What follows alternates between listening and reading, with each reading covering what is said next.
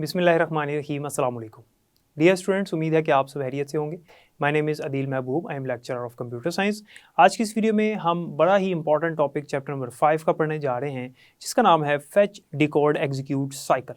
हमारा कंप्यूटर किस तरह से इंस्ट्रक्शंस को फेच करता है, उनको डिकोड करता है एंड देन एग्जीक्यूट करता है। ये एक साइकिल है।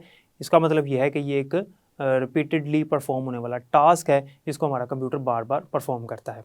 तो ध्यान से समझिएगा, इसको हम स्टार्ट करते हैं। तो चलते हैं लेक्चर की तरफ। डियर स्टूडेंट्स, जो आज का टॉपिक है हमारा वो है फेच डिकोड एग्जीक्यूट साइकिल।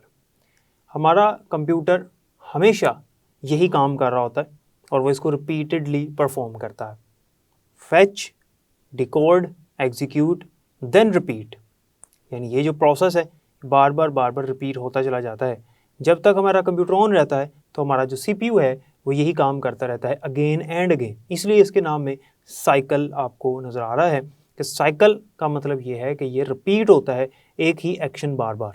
यानी सबसे पहले हमारा जो सीपीयू है वो इंस्ट्रक्शंस को फेच करता है, फिर उसको एग्जीक्यूट, फिर उसको डिकोड करता है, उसको एग्जीक्यूट करता है और फिर रिपीट करता है। नेक्स्ट इंस्ट्रक्शन को फिर फेच करता है, फिर डिकोड करता है और फिर एग्जीक्यूट करता है। फिर ये इंस्ट्रक्शन कंप्लीट हो गई, फिर अगली इंस्ट्रक्शन को फेच करेगा, डिकोड करेगा एंड देन एग्जीक्यूट करेगा। तो ये हमारे कंप्यूटर का मेन काम है। हमारा कंप्यूटर, जैसे कि मैंने आपको पहले भी बताया था, कि जब भी हम अपना कंप्यूटर ऑन करते हैं तो सीपीयू जो है वो वर्किंग में आ जाता है और हमेशा वो वर्किंग में ही रहता है, क्योंकि जब तक हमारा कंप्यूटर ऑन रहता है हम उससे काम लेते रहते हैं। अगर हम कोई काम उस पर नहीं भी कर रहे, वैसे स्टिल ऑन है, तो बैकग्राउंड पे बहुत सारे ऐसे प्रोग्राम्स हैं जो चल रहे होते हैं। वो उनको अगेन एंड अगेन जो है वो प्रोसेस करता रहता है, एक प्रोग्राम को फिर दूसरा, फिर तीसरा एंड सो ऑन। इस तरह से हमारा कंप्यूटर हर टाइम वर्किंग में रहता है। ख़ास तौर पे हमारा जो सीपीयू है और हमारी जो मेमोरी है, जिसे हम रैम कहते हैं, जो मेन मेमोरी होती है, ये भी हर टाइम वर्किंग में होती है। यही वजह है कि मेन मेमोरी को कहा जाता है working area of the computer. ठीक है, तो अब हम ये देखते हैं कि ये जो प्रोसेस है, ये जो साइकिल है fetch, decode and then execute का, ये किस तरह से होता है। हमारा कंप्यूटर फेचिंग किस तरह से करता है, उसको एक डिकोड कैसे करता है और उसको एग्जीक्यूट कैसे करता है। अब फेचिंग से मुराद क्या है, सबसे पहले ये समझते हैं, फिर फेचिंग होती कैसे है, फिर हम उसको देखेंगे। नंबर 1 पे हमारे पास आता है फेच। फेच का मतलब होता है गेट करना, इंस्ट्रक्शन को गेट कर लेना, इंस्ट्रक्शन को हासिल कर लेना, इंस्ट्रक्शन को ले लेना इनपुट डिवाइस से। इस चीज़ को कहते हैं फेच करना। अब जब भी हम कोई इनपुट उसको देते हैं, कोई काम कहते हैं उसको करने के लिए, तो सबसे पहले वो इंस्ट्रक्शन को फेच करता है। कौन से इंस्ट्रक्शन? हमने पिछले लेक्चर में पढ़ा था इंस्ट्रक्शन फॉर्मेट, और उससे पहले हमने पढ़ा था कंप्यूटर ऑपरेशंस। कंप्यूटर के पास कुछ इंस्ट्रक्शंस होती हैं, हदायत होती हैं, जिनके मुताबिक वो काम कर रहा होता है। तो ये जो इंस्ट्रक्शंस हैं, इनको उसने फेच करना है, इनके मुताबिक उसने डाटे को प्रोसेस करना है और फिर उसके बाद अगला काम करेगा। तो सबसे पहला जो काम है वो है इंस्ट्रक्शन को फेच करना, इंस्ट्रक्शन को गेट करना, इंस्ट्रक्शन को हासिल करना इनपुट डिवाइस से। तो अब जब भी इनपुट डिवाइस से कोई उसके पास रिक्वेस्ट आएगी कोई काम करने के लिए, तो इंस्ट्रक्शन को वो फेच किस तरह से करेगा और कहाँ से करेगा, वो भी हमने देखना है। तो पहले फेच की डेफिनेशन देखिएगा। CPU reads the value of PC. CPU जो है वो पीसी की वैल्यू को रीड करता है and the instruction pointed to by PC, और उस इंस्ट्रक्शन पर पहुंचता है जो कि पीसी ने पॉइंट आउट की है कि ये वाली इंस्ट्रक्शन है अगली, इनटू द इंस्ट्रक्शन रजिस्टर। और वो इंस्ट्रक्शन कहाँ पड़ी होती है? इंस्ट्रक्शन रजिस्टर के अंदर। डियर स्टूडेंट्स, आपको ये कॉन्सेप्ट आना चाहिए। रजिस्टर्स, कौन से रजिस्टर्स जो हैं वो किस मकसद के लिए इस्तेमाल होते हैं हमारे सीपीयू के अंदर, ये आपको पता होना चाहिए। हमने पढ़ा हुआ है कि सीपीयू के अंदर बहुत सारे रजिस्टर्स होते हैं जो कि डिफरेंट पर्पसेस के लिए इस्तेमाल होते हैं, जिनमें हमने पीसी पढ़ा था, आईआर पढ़ा था, एमएआर, एमबीआर पढ़ा था। तो ये जो 4 रजिस्टर मैंने अभी बोले हैं, ये इस पूरे प्रोसेस के दौरान इस्तेमाल होते हैं। तो इनकी वर्किंग आपको याद होनी चाहिए। तो थोड़ा सा मैं आपको फिर बता दूं कि जो पीसी रजिस्टर होता है, इसके पास नेक्स्ट जो आने वाली इंस्ट्रक्शन है, जो बिल्कुल नेक्स्ट सीपीयू ने प्रोसेस करनी है, फेच करनी है, उस इंस्ट्रक्शन का एड्रेस होता है पीसी के पास। और वो जो नेक्स्ट आने वाली इंस्ट्रक्शन है वो किसके पास पड़ी होती है? आईआर के पास पड़ी होती है। और एमएआर के पास, यानी मेमोरी एड्रेस रजिस्टर के पास, वो इंस्ट्रक्शन जो इस टाइम सीपीयू के पास आ चुकी है, जो कि प्रोसेस होने वाली है, उसका एड्रेस होता है एमएआर के पास, और वो इंस्ट्रक्शन होती है एमबीआर के पास। तो देखें, जब भी सीपीयू ने नेक्स्ट इंस्ट्रक्शन को फेच करना है तो वो क्या करेगा? वो फेच करने के लिए, उसको गेट करने के लिए पीसी रजिस्टर के पास जाएगा, यानी सीपीयू के अंदर जो पीसी रजिस्टर है। ठीक है, मैं यहाँ पर आपको थोड़ा सा बता देता हूँ कि फ़र्ज़ करते हैं हमारे पास ये CPU है, ठीक है जी। CPU ने एक इंस्ट्रक्शन को फेच करना है जो कि नेक्स्ट इंस्ट्रक्शन है, फॉर एग्जांपल इंस्ट्रक्शन नंबर 1। इस इंस्ट्रक्शन को उसने फेच करना है, उसके बाद इंस्ट्रक्शन नंबर 2। तो CPU के अपने अंदर जो रजिस्टर है वो एक PC है हमारे पास, एक IR होगा, एक MAR है और एक MBR है। CPU ने नेक्स्ट इंस्ट्रक्शन को जो प्रोसेस करना है उसके लिए नेक्स्ट इंस्ट्रक्शन को फेच करना जरूरी है, गेट करना जरूरी है। वो इंस्ट्रक्शन कहाँ पड़ी होती है? PC के पास उसका एड्रेस होता है। अब CPU ने फर्ज करते हैं नेक्स्ट इंस्ट्रक्शन जो है हमारे पास वो है I1, इंस्ट्रक्शन नंबर 1। इसको उसने फेच करना है, तो वो क्या करेगा? वो PC रजिस्टर से इसका एड्रेस उठाएगा, क्योंकि ये इंस्ट्रक्शन नंबर 1 है, इसका जो एड्रेस है वो किसके पास पड़ा हुआ है? PC के पास पड़ा हुआ है। और ये जो इंस्ट्रक्शन है, ये इंस्ट्रक्शन किसके पास पड़ी होती है? IR के पास पड़ी होती है, ठीक है।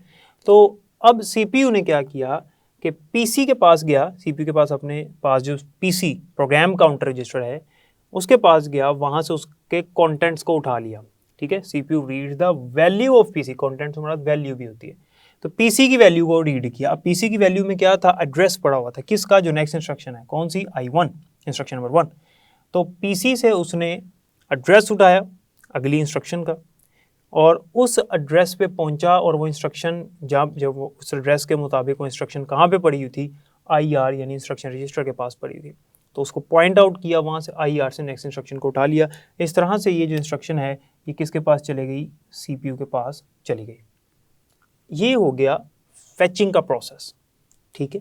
CPU ने क्या किया कि उसने ये जो यहाँ पे लिखा हुआ है ये भी मैंने आपको बताया कि CPU ने क्या किया कि PC की वैल्यू को रीड किया and the instructions pointed to by the PC, और उस इंस्ट्रक्शन के पास पहुंचा जो कि PC ने पॉइंट आउट की। PC के पास एड्रेस था, उस एड्रेस पे गया, वहाँ पर अगली इंस्ट्रक्शन पड़ी हुई थी इनटू द इंस्ट्रक्शन रजिस्टर। और वो इंस्ट्रक्शन पड़ी कहाँ पड़ी हुई थी? वो इंस्ट्रक्शन थी इंस्ट्रक्शन रजिस्टर के पास यानी IR के पास। यहाँ से उसने इंस्ट्रक्शन को फेच किया और वो इंस्ट्रक्शन जो है वो किसके पास आ गई? CPU के पास आ गई। अब यहाँ पर दो काम होते हैं। पहला काम यह है कि कॉपी कंटेंट्स यानी copy contents of PC into MAR and request memory read. CPU ने क्या किया? CPU ने कॉपी किए कंटेंट्स ऑफ PC के कंटेंट्स को कॉपी किया और कहाँ पर पेस्ट कर दिया? वो कंटेंट्स वहाँ से उठा के डाल दिए MAR के पास। अभी मैंने आपको बताया था कि जो इंस्ट्रक्शन CPU के पास आ जाती है, कौन सी इंस्ट्रक्शन आई है CPU के पास? Instruction number 1। अभी जो इंस्ट्रक्शन CPU के पास आ गई है, इंस्ट्रक्शन नंबर 1, इस इंस्ट्रक्शन का जो एड्रेस है वो MAR के पास होता है, और ये जो इंस्ट्रक्शन है ये किसके पास होगी? MBR के पास होगी, ठीक है। तो वो इंस्ट्रक्शन जो CPU के पास अब आ चुकी है उसका एड्रेस होगा MAR के पास, और वो इंस्ट्रक्शन किसके पास पड़ी होगी? MBR के पास। जब वो CPU के पास नहीं थी, अभी उसने फेच होना था, नेक्स्ट इंस्ट्रक्शन थी, तो उसका एड्रेस किसके पास था? PC के पास, और वो इंस्ट्रक्शन किसके पास थी? IR के पास थी।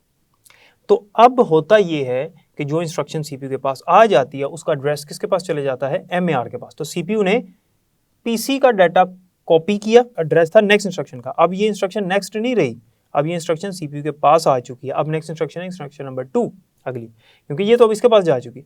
तो इसका अब एड्रेस किसके पास उसने कॉपी कर देना है? MAR के पास। MAR के पास चला गया और CPU ने रिक्वेस्ट कर दिया एक कमांड को, और वो कमांड क्या थी? मेमोरी रीड, क्योंकि ये वो अब CPU के पास इंस्ट्रक्शन आई है जो डाटा पहले से उसने मेमोरी से प्रोसेस करवाया हुआ है। ये जो बात अब मैं बता रहा हूँ ये लिंक्ड है कंट्रोल बस के साथ, और उसमें हमने पढ़ा था, बसेस वाले टॉपिक में हमने पढ़ा था कि CPU ने जब मेमोरी से कोई चीज़ रीड करनी होती है जो मेमोरी के पास ऑलरेडी सेव्ड है, तो वो मेमोरी रीड की कमांड भेजता है, तो मेमोरी से वो फिर इंस्ट्रक्शन निकल के आती है CPU के पास, ठीक है।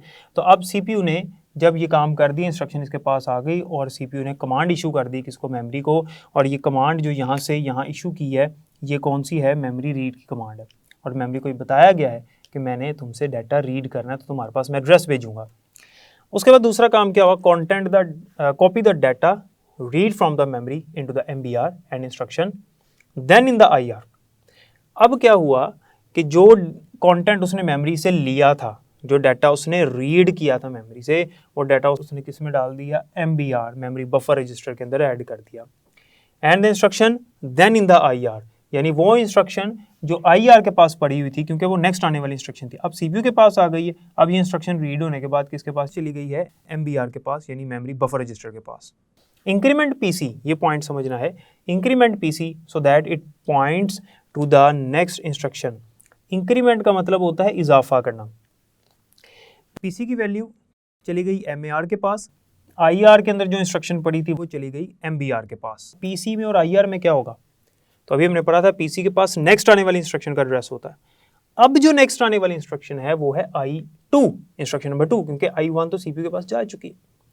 तो अब PC के अंदर इंक्रीमेंट हो जाएगा, तो PC के पास एड्रेस आ जाएगा किसका? उससे अगली आने वाली इंस्ट्रक्शन का। फर्ज कर लेते हैं कि इंस्ट्रक्शन नंबर 1 का जो एड्रेस है वो है 29A6। तो इसमें जब इंक्रीमेंट करेंगे, इसमें जब +1 करेंगे तो ये बन जाएगा 29A7। तो ये जो एड्रेस है 29A6 ये था इंस्ट्रक्शन नंबर 1 का, और ये जो एड्रेस है ये इंस्ट्रक्शन नंबर 2 का। ठीक है, तो इंस्ट्रक्शन नंबर 2 जो है अब उसका एड्रेस आ गया है किसके पास? PC के पास, क्योंकि अब नेक्स्ट आने वाली इंस्ट्रक्शन नंबर 2 है। इस तरह से हर बार PC के पास नेक्स्ट आने वाली इंस्ट्रक्शन का ही एड्रेस होता है।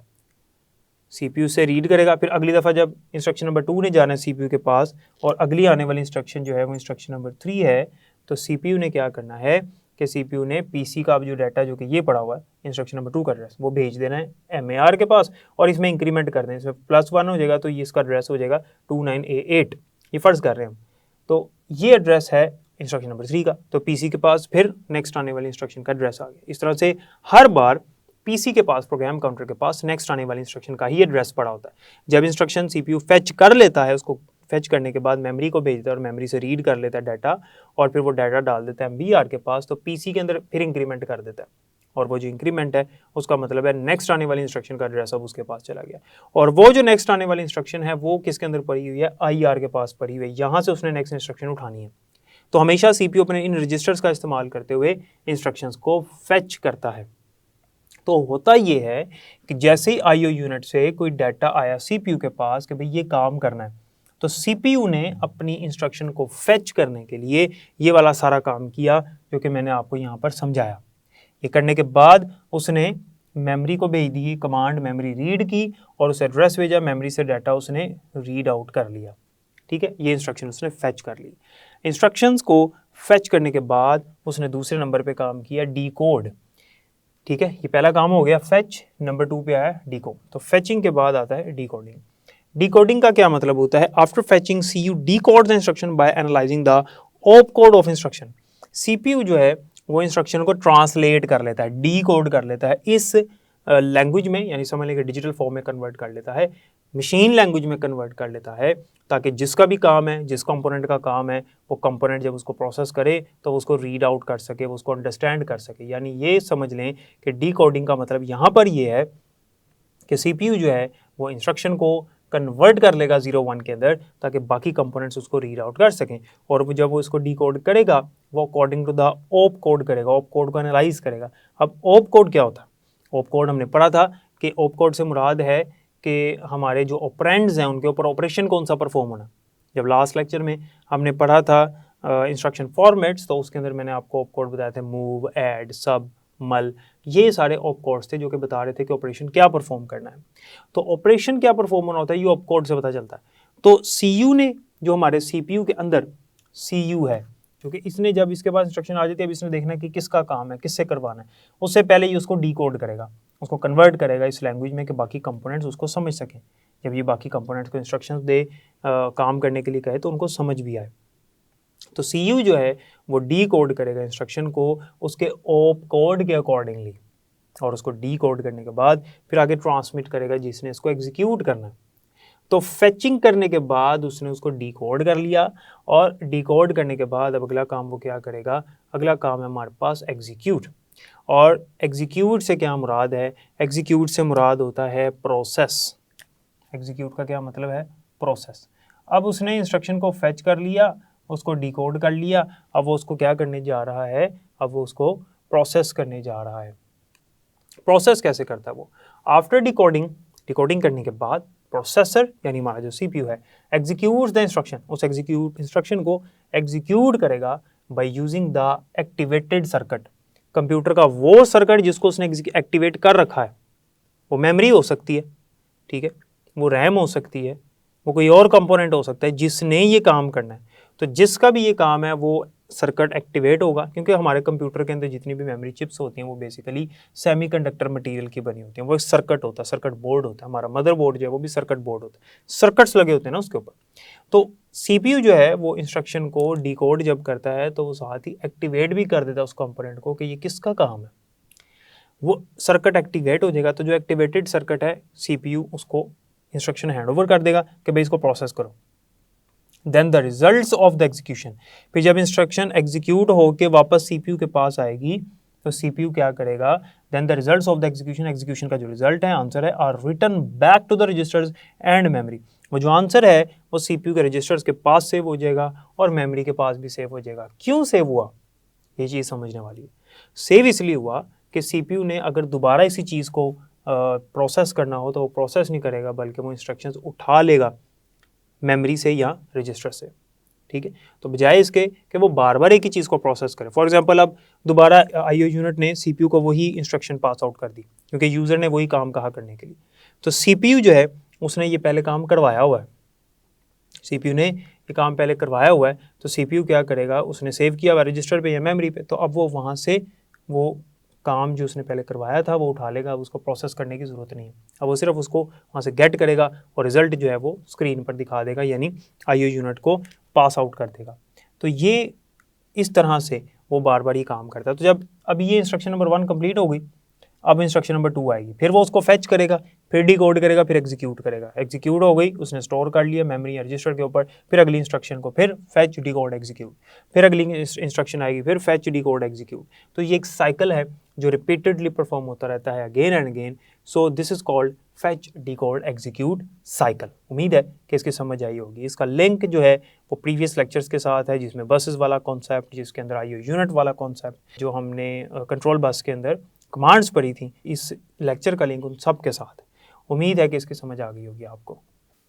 अब ये जो मैंने आपको फेच डिकोड एग्जीक्यूट साइकिल समझाया है, इसको एक डायग्राम की मदद से समझते हैं, जो बुक में आपकी डायग्राम बनी हुई है, आपको स्क्रीन पर नज़र आ रही है।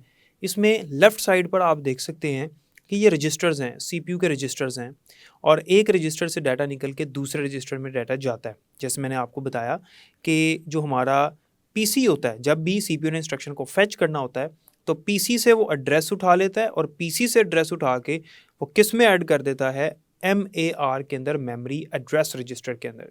क्योंकि मैंने आपको बताया कि PC के अंदर नेक्स्ट आने वाली इंस्ट्रक्शन का एड्रेस होता है और MAR के अंदर वो इंस्ट्रक्शन होती है जो प्रोसेस होने वाली है। तो PC से वो एड्रेस उठा के MAR के अंदर डाल देगा, और IR से जो इंस्ट्रक्शन है, नेक्स्ट आने वाली इंस्ट्रक्शन, उसको निकाल के MBR के अंदर, यानी मेमोरी बफर रजिस्टर के अंदर ऐड कर देगा। ये काम CPU के अंदर हो रहा है। उसके बाद अब CPU ने जब भी मेमोरी की तरफ एड्रेस भेजना है, यानी वो मेमोरी से डाटा रीड करना चाहता है, मेमोरी से डाटा लेना चाहता है, तो वो एड्रेस बस के ज़रिए से एड्रेस भेजेगा मेमोरी की तरफ। आप देख सकते हैं डायग्राम में सबसे ऊपर एड्रेस बस है, और एड्रेस बस के ज़रिए से एड्रेस जा रहा है मेमोरी की तरफ, और जाहिर सी बात है कि मेमोरी के किसी एड्रेस से डाटा उठाया जाएगा, डाटा निकाला जाएगा, और राइट साइड पे ही मेमोरी के सेल्स बने हुए आपको नज़र आ रहे हैं, और यहाँ से जो डाटा है वो फिर वापस जाना है CPU की तरफ with the help of data बस, और आप देख सकते हैं नीचे डाटा बस बनी हुई है। लेकिन ये जो काम उसने किया है, यानी मेमोरी रीड किया ना, ये मेमोरी से डाटा लिया यानी मेमोरी रीड किया, लेकिन मेमोरी रीड करने से पहले CPU ने कंट्रोल बस को यूज़ किया था ताकि वो उसको कमांड भेज सके मेमोरी रीड की, ये बताने के लिए कि मैंने डाटा रीड करना है। तो तीनों बसेस इस तरह से इस्तेमाल होती हैं। यहाँ पर बसेस वाला कॉन्सेप्ट है जो हम ऑलरेडी पढ़ चुके हैं। तो डियर स्टूडेंट्स, जैसा कि आपने देखा कि किस तरह से हमारा CPU रजिस्टर्स का इस्तेमाल करते हुए इंस्ट्रक्शंस को फेच करता है और उनको डिकोड करता है, देन एग्जीक्यूट करता है। इसके लिए आपको रजिस्टर्स का कॉन्सेप्ट आना चाहिए। उसके लिए प्रीवियस लेक्चर मेरे मौजूद हैं जिसमें मैंने डिटेल से आपको रजिस्टर्स के बारे में बताया हुआ है। इसको बुक से ज़रूर रीड कीजिएगा। बाकी इंशाल्लाह हम नेक्स्ट लेक्चर में पढ़ेंगे। तब तक के लिए मुझे इजाज़त दें, अपना ख्याल रखिएगा। अल्लाह हाफ़िज़।